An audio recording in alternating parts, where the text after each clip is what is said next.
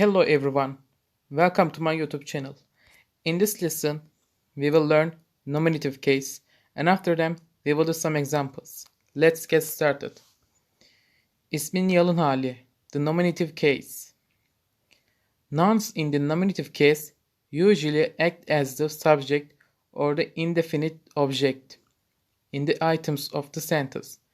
The subject and the indefinite object can be found as an answer to the question kim, who, and ne, what.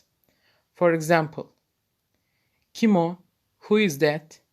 O benim arkadaşım. He or she is my friend. When the last vowel of the noun is one of the following vowels, these are a, I, o, u.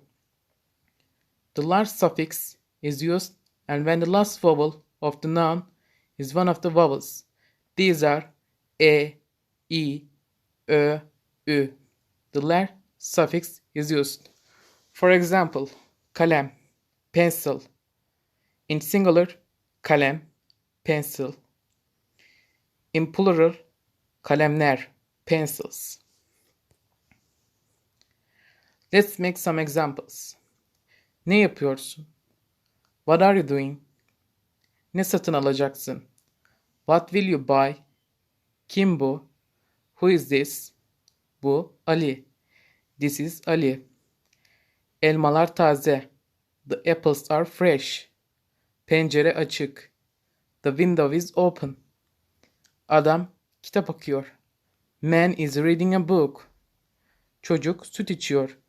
The child is drinking milk. Let's repeat. Ne yapıyorsun? Ne yapıyorsun? Ne satın alacaksın?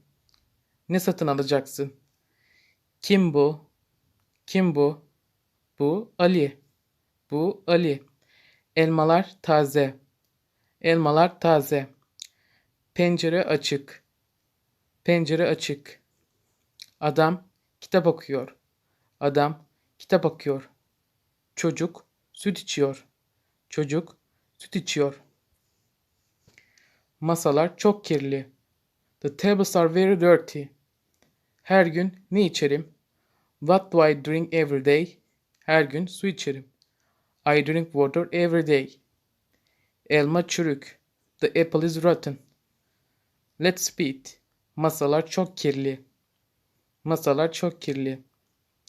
Her gün ne içerim? Her gün ne içerim? Her gün su içerim. Her gün su içerim. Elma çürük. Elma çürük. Thank you for joining today's lesson. Don't forget to subscribe and like the video. See you soon. Hoşça kalın.